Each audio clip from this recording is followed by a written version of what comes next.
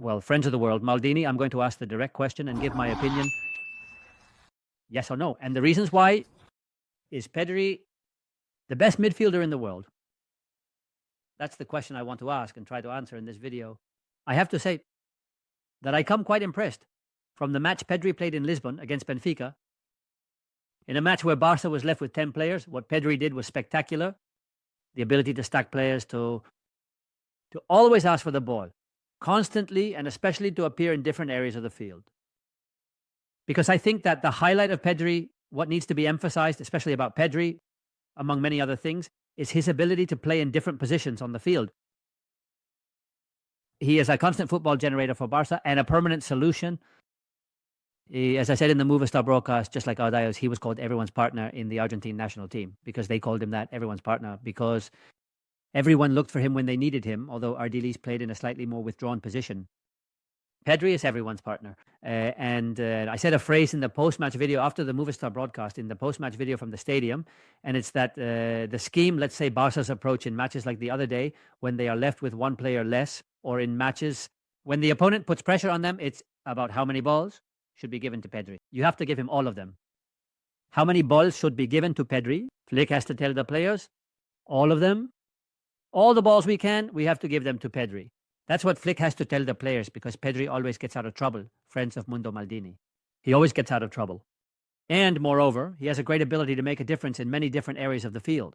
Because there are players, there are midfielders who are spectacular. There are many, for example, Joshua Kimmich. I think he has made a significant impact at many moments in world football.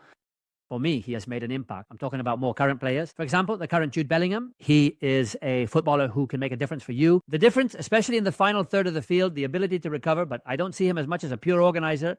Further back, that is to say, he tries as well. He is another of the great stars of the current world of football. But for example, let's look at some concepts from the match against Benfica. Here we have Pedri. Notice where Pedri receives the ball. There he is, further back, behind Frenkie de Jong, organizing from the back.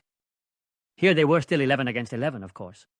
But we also see Pedri constantly, and now let's look at the Y-Scout report. We also see him constantly in this position, receiving from Lamine Yamal and passing to Lewandowski on the right flank.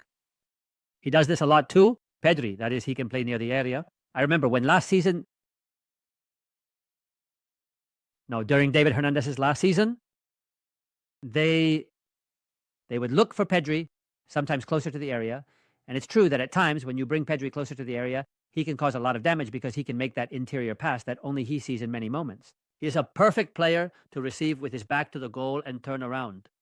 But of course, in this Barca, where David Olmo is also there to play in that position, Pedri's position is further back, clearly in a double pivot. And in the end, Flick, who it's true might have had doubts at the beginning, because I think he did, in the end, Flick has consolidated him alongside either Frenkie de Jong or Marcos Asado. Now more, Frenkie de Jong, it's a double pivot. Frenkie de Jong, Pedri. Frenkie de Jong improves even more, who usually plays further back, but we sometimes see Pedri quite close to the base. Here we have him, close to Frenkie de Jong. To me, he seems like the most complete midfielder in the world. That is to say, for me, Pedri, and I say it like this, right now is the best midfielder in the world.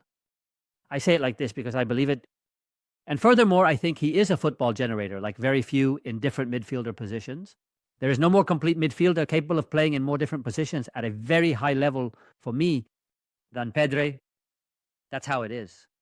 There are excellent players, midfielders. Of course there are, but capable of playing at the level he is playing in different positions on the field. I don't think there is another, honestly, let's look at some Y-Scout report, and I want to know your opinion because I think it seems very important to me, as always. This is exactly like the other day against Benfica. As I said, I am impressed because Barca is left with 10. I wanted to wait until today, now that there is much more calm, after all the matches yesterday, the videos from yesterday. Barca is left with 10 players, and Pedri at that moment, it's not just that he's everyone's partner, which he is. He is the constant generator. He always asks for the ball. He asks for all of them. And above all, he gathers players around him, opposing players around him. If you have 10 players and there is one player capable of attracting so much attention from the opponent or several opponents at once, logically you are balancing that in a certain way. And that's what happened to Pedri yesterday, because you are logically finding free players. 1 out of 4 actions, 73% successful, 86% of passes. You might say, no, he doesn't reach 90%. Well, it's because Pedri often received the ball much closer to the area. But look, this is from the day against Benfica. Look at the incredible performance near the area in the final third of the field. He practically wins all the actions in the first half, practically all of them. He loses a few more near his own field, but practically all of them, of course, near the area he wins, all from Barca's area. And in the second half, notice a lot of short passes, few long passes, a lot of medium passes, which is how the game was played. Because one thing Pedri has, also friends of Mundo Maldini, is his reading of the game, an almost perfect reading of the game. I mean, he knows perfectly what needs to be done at every moment. An almost perfect reading of the game. He is the practically perfect midfielder because he also has a great strike. When he reaches the final third of the field, he has peripheral vision like very few, and that allows him to understand everything that is happening around him. That's why I believe it, sincerely.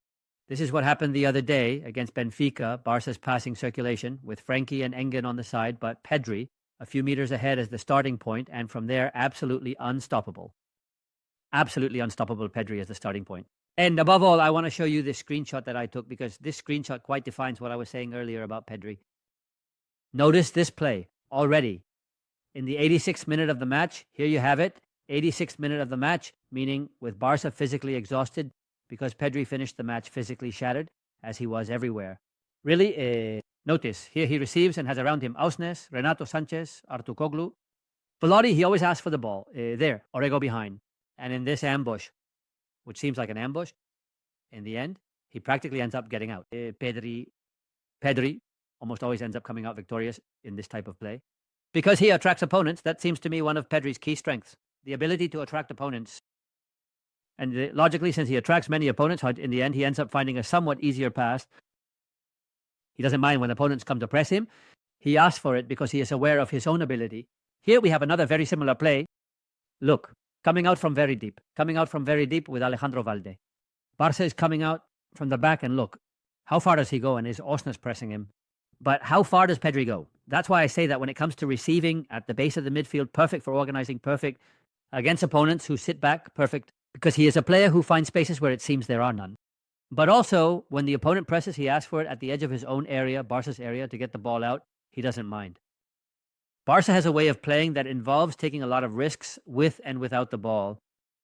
Without the ball, because logically, Barca pushes the defense very high up. The other day against Benfica, they didn't, because they were down to 10 men. They pushed the defense very high up because the team is pressing very high. Logically, if they are down to 10 and no longer press as high, the defense is not pushed up as much. It would be absolute suicide, and they don't go that far. Flick this Hontegao. But what happens that Pedri, in the end, asks for the ball near your area, Barca's area, to take it out and take on the responsibility of always playing out from the back. When there are problems, they give it to Pedri. As I said before, how much trust should be placed in Pedri? Well, you have to give him all the trust. For me, friends of the world, Maldini, and I say this sincerely because I believe it, yes, right now he is the best midfielder in the world. There are other very good ones. I'm not saying there aren't. There are other excellent ones, but I would rank him as the number one in the world for his ability to play and to play very well and to solve problems in different areas of the field. I think there is no other player capable of doing that so well in so many different positions. I want your opinion. This afternoon, much later, you will have a video that has been brought to us from San Sebastian. David, who was at the Real Madrid versus Manchester United match, he has brought us a lot of things from the game. You know, with United fans, talks about Amorim, talks about many players. And tonight, around 8 p.m., of course, you already have the predictions and percentages for the league match day. Tomorrow, I will comment on the match between Barca and Osasuna on Cope. You will have videos of all that and much more. And then, of course, the Champions League returns. The return of the Champions League. A hug. Bye.